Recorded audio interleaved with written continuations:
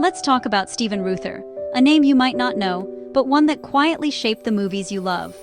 While his face may not be instantly recognizable, his influence is woven into the fabric of Hollywood history.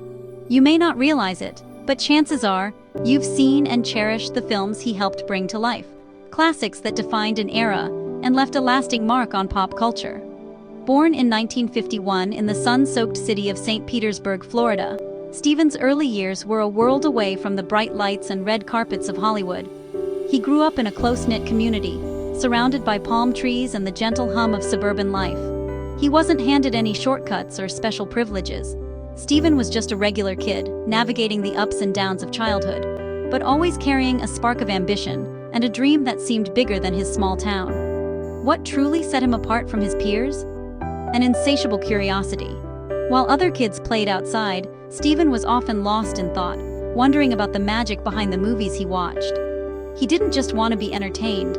He wanted to understand the secrets behind the silver screen, to know how stories came alive and how dreams were turned into reality. As the world of Hollywood was rapidly evolving in the 1970s, Stephen saw a window of opportunity opening. The industry was changing, and he sensed that there was a place for someone with fresh ideas and relentless drive. He wasn't just a dreamer, he was determined, gritty, and willing to outwork anyone to make his vision a reality. Late nights, endless scripts, and unwavering focus became his routine.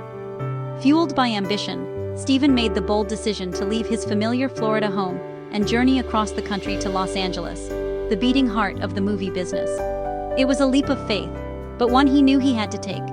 He didn't know it yet, but he was about to help shape the future of film, working behind the scenes to bring unforgettable stories to the big screen and inspire generations to come.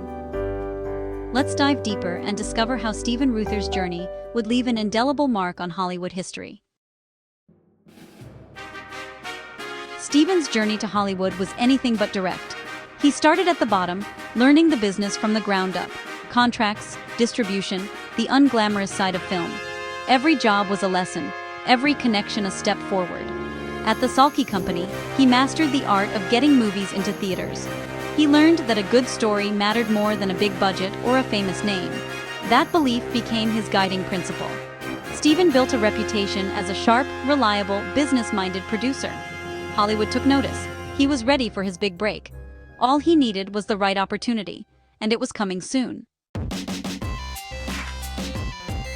Enter Vestron Pictures, a major player in the 1980s home video boom. At a time when VHS tapes were flying off the shelves and movie nights at home were becoming a cultural phenomenon, Vestron saw an opportunity to do more than just distribute films. They wanted to create them. The company's leaders realized that to truly stand out, they needed to make their own movies, not just sell other people's work. But to do that, they needed someone with vision, someone who could spot a hit before anyone else. That's where Stephen Reuther came in. He became president of production, and his job was clear: find the next big thing and make it happen. Stephen was known for his sharp instincts and his passion for storytelling. Instead of chasing after flashy blockbusters, Stephen focused on stories with real heart, films that made you feel something, that stuck with you long after the credits rolled. He championed character-driven films, the kind of movies that bigger studios often ignored in favor of big budgets and special effects. Stephen believed that audiences craved authenticity and fresh perspectives. Under his leadership, Vestron became a creative force in the industry, proving you didn't need a massive budget to make a lasting impact.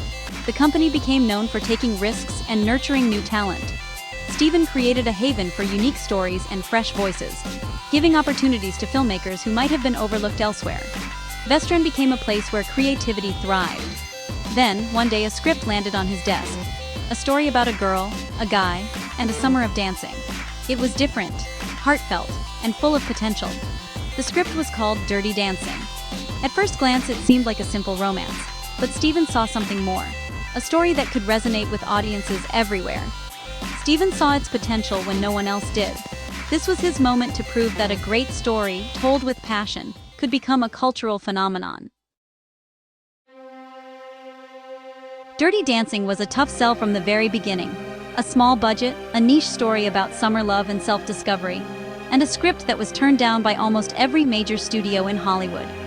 Executives thought it was too risky, too sentimental, and not commercial enough to ever find an audience.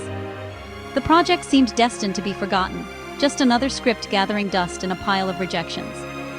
But Stephen Reuther, a determined producer with a keen eye for hidden gems, believed in it wholeheartedly. He saw something special in the story that others missed. Stephen recognized the heart, the raw passion, and the undeniable chemistry between Jennifer Grey and Patrick Swayze. He knew their connection could light up the screen and move audiences everywhere. The shoot itself was anything but glamorous. Bad weather plagued the set, rain turned locations into mud pits, and production delays piled up. Doubts and frustrations ran high among the cast and crew. Many on set whispered that the film would flop, that all their hard work would be for nothing. But Stephen never lost faith, always encouraging everyone to keep going. He stood firmly behind the director, Emile Ardolino, the writer, and every member of the cast. Stephen's unwavering support kept the team motivated, even when morale was low. When the film was finally shown to test audiences, the response was nothing short of electric. People laughed, cried, and cheered, swept up by the story and the music. Audiences fell in love with the characters, the unforgettable soundtrack, and the exhilarating dance scenes. The film's energy was contagious, and word of mouth spread quickly. Stephen's gamble paid off in a way no one could have predicted. Dirty Dancing became a cultural phenomenon, breaking box office records and capturing hearts around the world. It was all because one producer had the vision and courage to see what others missed, and the determination to make it happen. That's the true power of vision in filmmaking, believing in a story when no one else will. Sometimes, all it takes is one believer. Stephen Reuther was that believer, and thanks to him, a classic was born. When hit theaters in 1987, it exploded. Made for $6 million, it earned over $214 million worldwide. The soundtrack was everywhere. Songs like "I've Had the Time of My Life" became instant classics. But the film's real impact was deeper. It was about finding your voice, breaking boundaries, and standing up for yourself. It told a female-led story, tackled real issues, and resonated across generations. Stephen Reuther didn't just produce a hit, he created a cultural touchstone. Decades later, people still watch, quote, and try that iconic lift. He went on to produce other hits like but remains his crown jewel, a testament to his eye for magic. That's a legacy few can match. Stephen Reuther's influence didn't end with one film. He founded his own company, produced beloved movies, and mentored countless talents. He was known for his kindness, passion, and belief in great stories. Sadly, Stephen passed away in 2010 at just 58. Hollywood mourned the loss of a true visionary. Without him, we might not have, films woven into our culture. His legacy is the joy and inspiration his movies continue to bring. Next time you watch one, remember the man behind the magic. Stephen Reuther proved that the people behind the scenes can change the world. Thanks for the memories, Stephen.